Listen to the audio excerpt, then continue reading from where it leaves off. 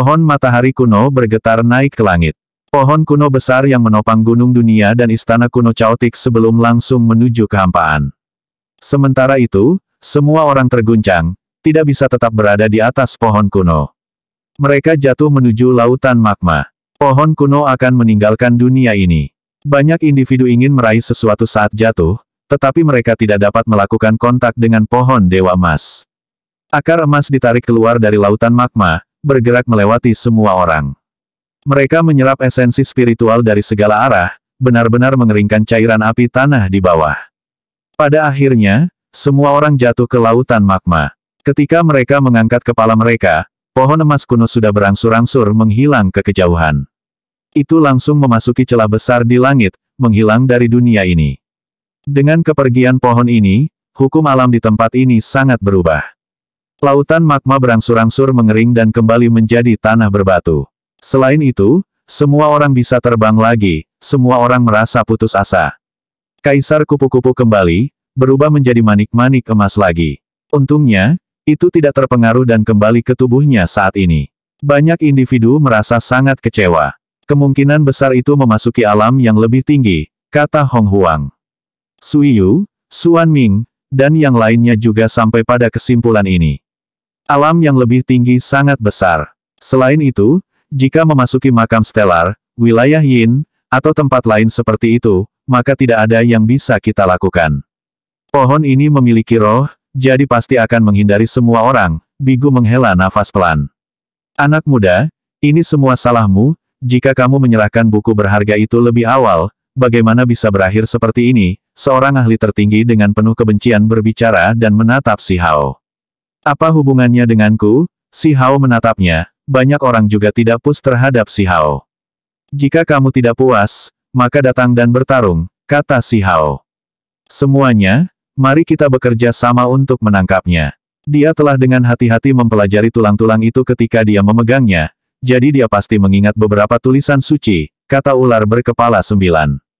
Mata banyak orang berbinar. Si Hao telah melihat kedua kitab suci kuno, dan karena itu, dia hampir terluka parah oleh naga biru.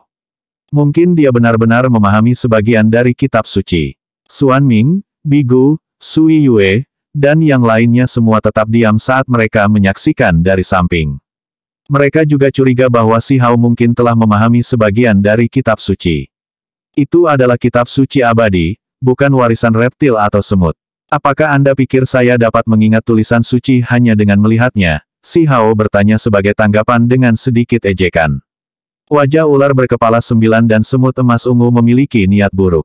Jejak inti mungkin benar-benar bukan sesuatu yang dapat diingat dalam waktu singkat, tetapi Anda harus dapat mengingat beberapa simbol pembuka yang jelaskan. Pohon darah besi kuno berbicara sambil memperhatikan Si Hao dengan saksama. Lupakan fakta bahwa saya tidak mendapatkan apa-apa, bahkan jika saya benar-benar mendapatkan sesuatu, itu masih tidak ada hubungannya dengan Anda semua. Anda semua menyerang saya dari semua sisi, namun Anda ingin saya membagikannya sekarang. Mengapa kalian semua tidak terus bermimpi? Kata Si Hao agak kasar. Apa yang semua orang tunggu? Gunakan metode Anda yang paling kuat untuk menekannya, kita tidak bisa membiarkan dia pergi. Kata ular berkepala 9, para jenius dari alam yang lebih tinggi hanya menunggu dan melihat dari samping. Kalian semua harus memikirkan ini dengan hati-hati. Begitu kita mulai bertarung, aku tidak akan berhenti sampai kalian semua dibantai. Saya tidak akan menunjukkan belas kasihan, Si Hao berkata dengan ekspresi. Raksasa emas tertawa terbahak-bahak dan berkata, anak muda, kamu cukup sombong. Aku akan menekan dan membunuhmu sekarang juga. Banyak orang mundur dengan mundur.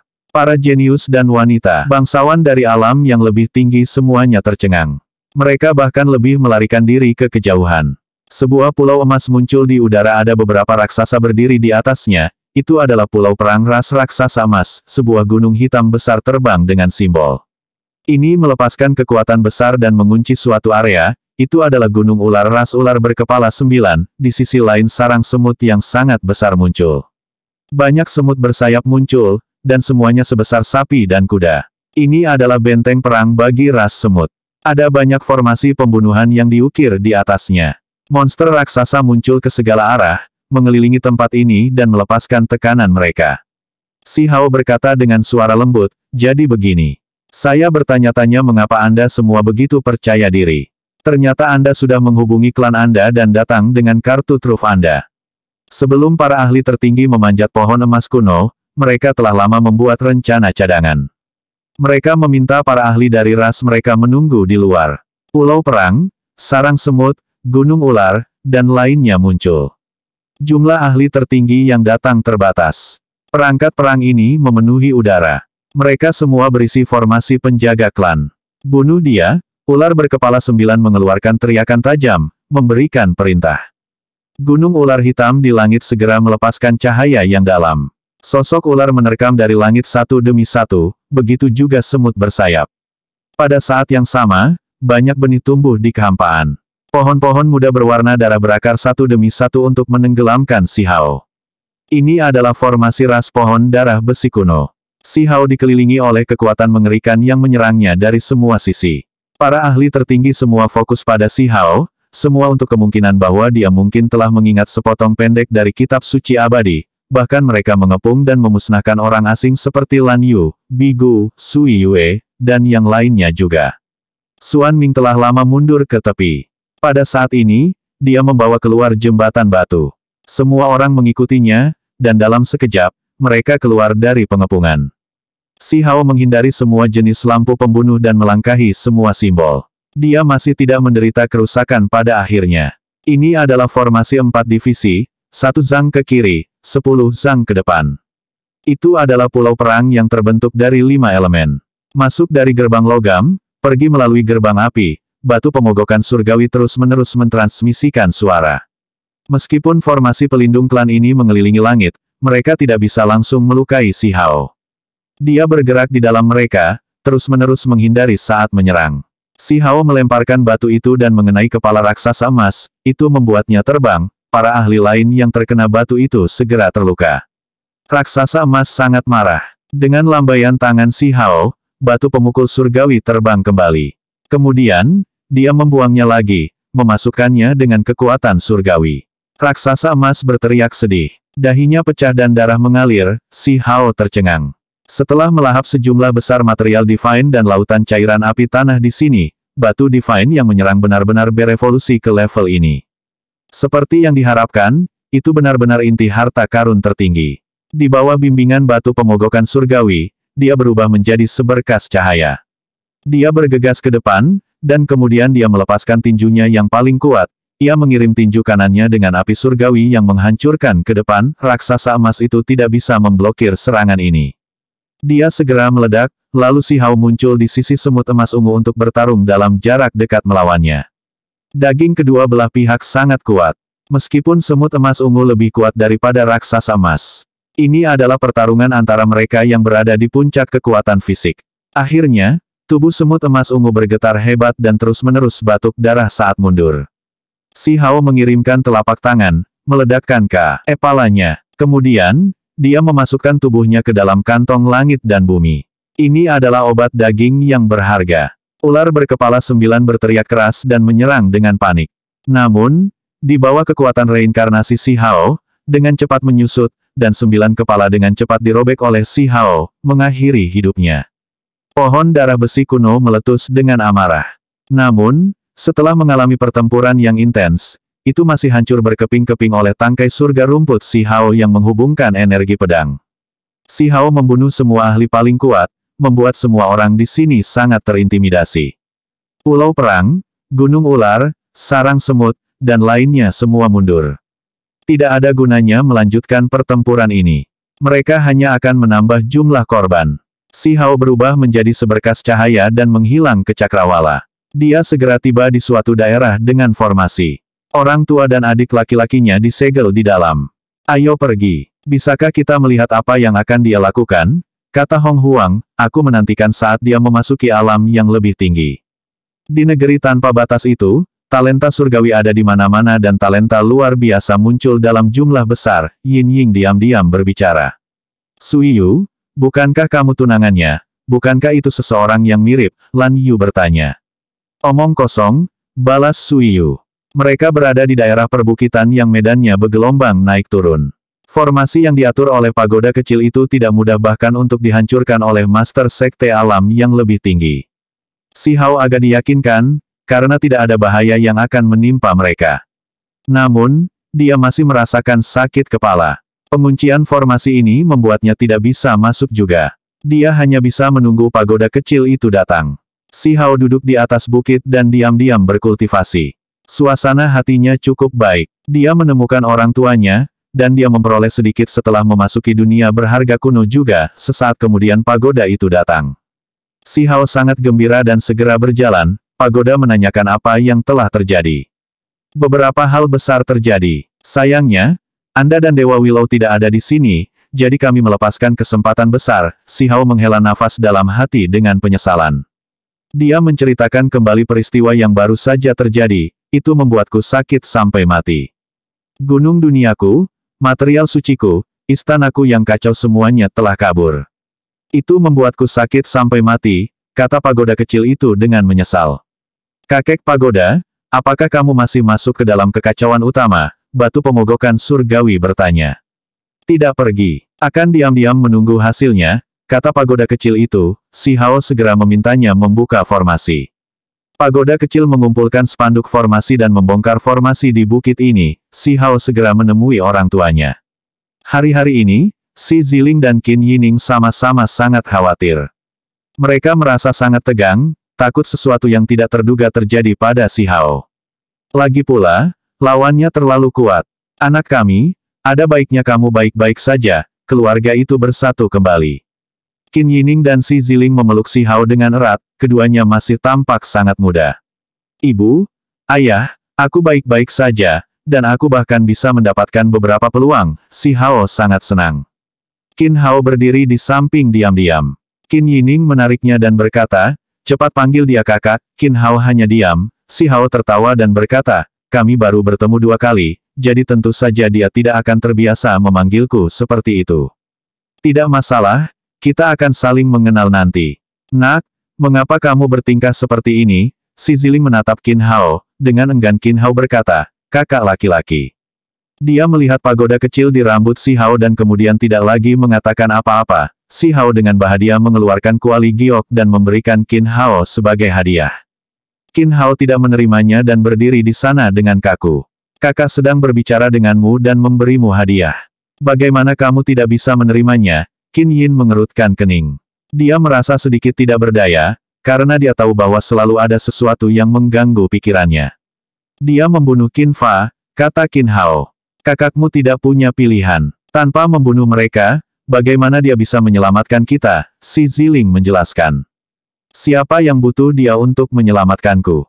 Saya hidup baik-baik saja di Gunung Abadi, namun dia membalikkan tempat itu dan membunuh Qin Fa dan yang lainnya, kata Qin Hao. Qin Yining jadi bingung. Si Ziling segera melihat isi kuali itu, ada 3 tetes cairan emas. Setiap tetes seukuran buah mata naga. Ini adalah cairan surgawi. Qin Yining berteriak kaget. Ini adalah 3 tetes cairan berharga yang saya peroleh dari pohon matahari kuno. Si Hao menjelaskan dan memberitahu mereka apa yang terjadi selama beberapa hari terakhir ini. Kedua individu itu sangat ketakutan ketika mereka mendengar ini. Mereka merasa sangat khawatir ketika mereka mendengar bahwa Putra Tertu bertarung melawan begitu banyak ahli tertinggi sendirian.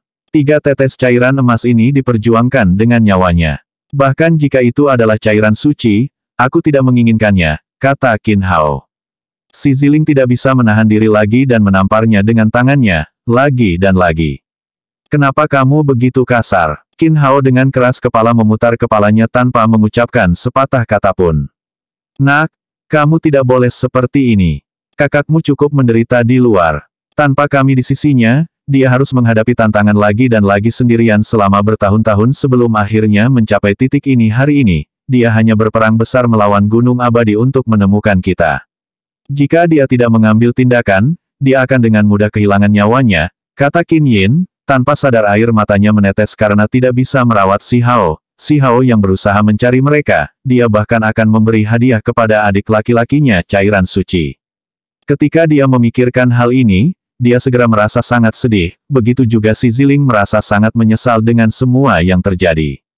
Si Hao buru-buru memotong untuk mengubah topik, tidak ingin tinggal di topik ini lebih lama lagi. Qin Hao berprasangka buruk padanya, dan jenis masalah ini hanya bisa diubah seiring waktu. Sebagai kakak laki-laki, dia hanya melakukan apa yang seharusnya dia lakukan. Si Hao tidak memaksanya. Dia tidak bersikeras memberinya cairan surgawi dan malah langsung menyerahkannya kepada orang tuanya, ingin meninggalkannya bersama mereka. Suami dan istri bersikeras bahwa mereka tidak membutuhkannya, namun kali ini, si Hao bersikeras untuk memberikannya, tetapi pada akhirnya mereka hanya mengambil satu tetes saja. Kemudian, mereka melanjutkan perjalanan, bersiap untuk meninggalkan dunia berharga kuno ini. Siapa mereka bertiga? Para jenius dan wanita bangsawan dari alam yang lebih tinggi bergegas dan tepat pada waktunya untuk melihat pemandangan ini. Si Hao secara alami memperhatikan mereka juga. Dia mengangguk ke arah mereka, "Itu temanmu?" tanya Qin Yin. "Kami bertemu belum lama ini. Mereka datang dari alam yang lebih tinggi," si Hao menjawab. Lan Yu dan yang lainnya berjalan mendekat dan menyapa mereka. Pada saat yang sama, orang-orang ini memandang si Hao dengan agak baik, berharap dia ditambahkan ke sekte mereka sendiri. Ketika mereka meninggalkan dunia berharga kuno, mereka melihat beberapa orang dari alam misterius. Ketika dunia kuno ini muncul, secara alami memicu kegemparan besar. Banyak orang bergegas untuk mencari peluang. Kemudian, ketika si Hao muncul dan orang-orang di wilayah misterius itu melihatnya, mereka tampak lebih terkejut saat melihat dunia yang berharga ini. Banyak orang tampak seolah-olah mereka melihat hantu.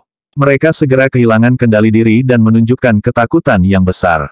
Si Hao si Kaisar Iblis, mereka berteriak ketakutan. "Apa yang salah? Kenapa kalian semua takut padanya?" Xuan Ming, Sui Yu, dan yang lainnya menjadi curiga. Mungkinkah batu kecil itu sama dengan Raja Iblis di alam bawah, dan itulah mengapa semua orang mundur ketakutan. Lan Yu dan yang lainnya penasaran. Mereka ingin mengetahui kebenaran dan secara sembunyi-sembunyi meminta penjelasan. "Apa yang sedang terjadi?" si Hao bertanya. "Dia hanya menghilang selama beberapa hari, jadi mengapa sepertinya nama baru, Kaisar Iblis, muncul?" Lan Yu, Hong Huang, Sui Yue, dan yang lainnya menjadi semakin kagum. Mereka dengan hati-hati bertanya-tanya, dan pada akhirnya, mereka menjadi terpana satu demi satu. Dia adalah seorang kaisar manusia, dan saat ini banyak orang memanggilnya Kaisar Iblis karena dia memasuki gunung abadi sendirian dan menggulingkan seluruh tempat itu. Hong Huang sangat terkejut, namun Bigu tidak percaya karena ada dewa surgawi yang menjaga tempat itu. Setelah mencari konfirmasi berulang kali dan meminta dari berbagai sumber, Hong Huang, Sui Yue, Xuan Ming, dan yang lainnya menerima kenyataan ini. Semua yang mereka dengar itu benar. Ini terlalu mengejutkan mereka. Setengah bulan kemudian, si Hao kembali ke wilayah gurun dan secara resmi kembali ke istana kekaisaran. Jika pagoda kecil itu tidak terlalu malas, mereka akan kembali lebih cepat. "Anakku menjadi kaisar batu," si Ziling merasa sangat kaget di depan istana surgawi pusat. Ketika dia kembali ke ibu kota batu lagi, dia memikirkan terlalu banyak hal. "Yang mulia, penyihir itu datang. Dia sudah menunggumu selama beberapa hari." Peng 9 segera menyambutnya. Si Hao bertemu penyihir itu lagi. "Yang mulia Kaisar Iblis, saya membawakan Anda kabar baik. Yu Chan Anda melarikan diri saat bencana." Penyihir tertawa. Si Hao duduk di atas kursi rotan menatapnya dengan ekspresi agak tertarik. Dia ingin tahu persis informasi seperti apa yang dibawanya. "Katakan saja kabar baik apa yang kamu bawa," si Hao bertanya. Hari ini, mungkin dia bisa dianggap sebagai peri rubah surgawi. Si Hao telah melihat dua penampilannya, dan ini adalah salah satunya. "Aku sudah benar-benar menggali rahasia Yu Chan." Dia tersenyum sangat bahagia. Ia menjelaskan Yu Chan si Hao yang ditangkap bukanlah yang utama. Ketika si Hao mendengar informasi ini, dia agak tercengang, merasa bahwa ini agak tidak terbayangkan. "Apakah kamu lupa apa yang aku katakan ketika kita pertama kali bertarung melawan gadis itu di ibu kota batu? Saya katakan sebelumnya bahwa itu bukan tubuh aslinya, dan Anda seharusnya memiliki beberapa petunjuk saat itu," kata penyihir itu. Si Hao merasa ini agak bermasalah. Dia mengira bahwa apa yang dia tangkap pastilah tubuh daging. "Aku baru saja mengatakan bahwa dia bukan yang utama, bukan bahwa dia adalah tubuh roh." Si Hao menjadi bingung dan juga mengingat gerbang emas di laut kesadaran Yu Chan dan ada seorang wanita cantik dan sempurna yang tidur di dalam. Penyihir itu menjelaskan bahwa Yue Chan agak ambisius, ingin melampaui. Dia melakukan proyek transformasi inti surgawi, jadi saat ini, dia terbelah menjadi dua. Salah satunya adalah tubuh utamanya, dan yang lainnya adalah tubuh keduanya. Si Hao tercengang. Peri surga mending sekte benar-benar berani begitu menantang surga. Tanpa ragu, yang dia tekan adalah tubuh kedua dan juga terbuat dari daging. Itu sama pentingnya. Kamu benar-benar tidak bisa meremehkan Yue Chan. Tidak peduli siapa yang Anda hina, itu sama sekali bukan dia. Anda harus memahami bahwa dia menciptakan kegemparan segera setelah dia lahir. Langit menghasilkan tanda-tanda besar yang tidak teratur, dan cahaya keberuntungan mengalir ke bawah dari atas. Bahkan matahari redup untuk jangka waktu yang cukup lama, jadi asal-usulnya tidak diketahui. Penyihir itu berbicara dengan sangat serius. Dia lahir di alam yang lebih tinggi. Bagaimana Anda tahu begitu banyak tentang dia? Tanya si Hao. Penyihir menjelaskan bahwa ada potensi suci yang aneh di dalam dirinya yang melebihi tingkat kultivasinya saat ini. Si Hao segera mengingat wanita itu. Kali ini, dia pergi mencari konfirmasi untuk memastikan Yu Chan tidak menghilang. Dia juga menyatakan bahwa tubuh utama baik-baik saja dan tidak pernah terjebak sebelumnya. Penyihir itu menemukan tempat yang telah dia kultivasi dalam pengasingan sebelumnya dan menemukan beberapa jejak, dan ini adalah bagaimana dia menyimpulkan bahwa peri surga mending sekte telah menampilkan proyek transformasi inti surgawi. Saya bilang dua tubuh, tapi kenyataannya itu satu tubuh.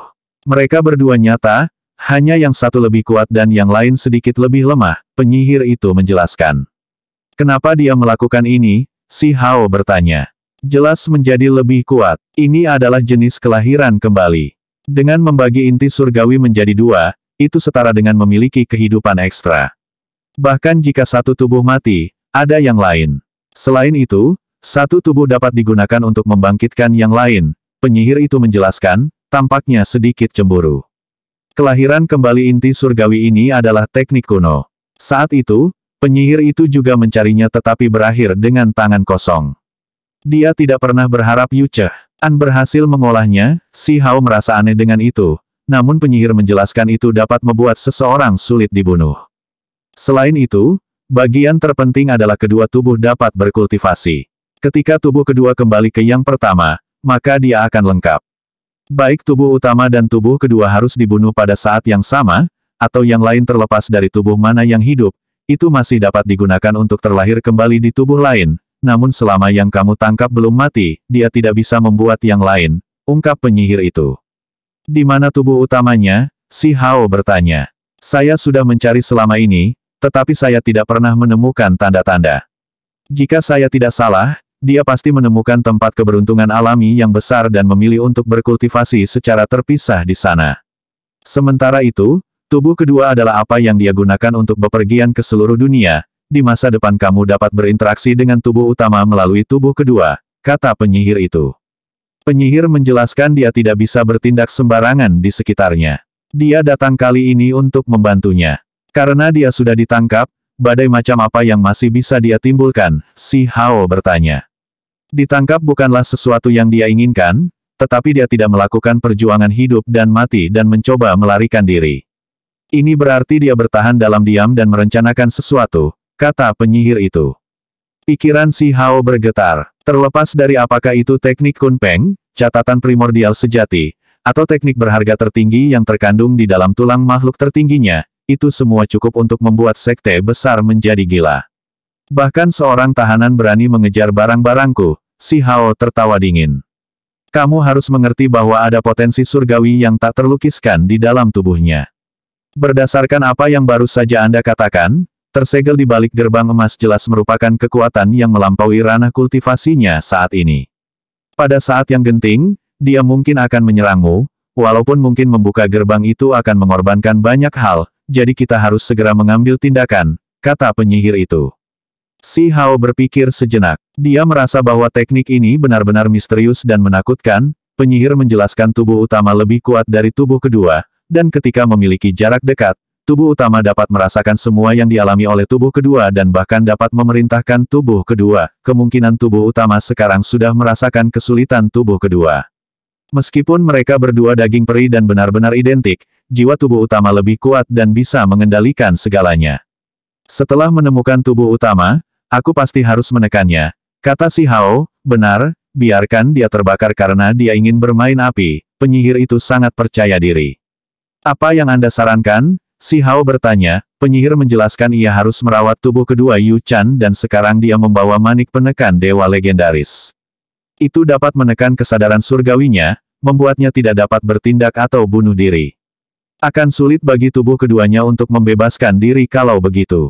Dengan begitu, tubuh kedua tidak akan menjadi semacam bencana.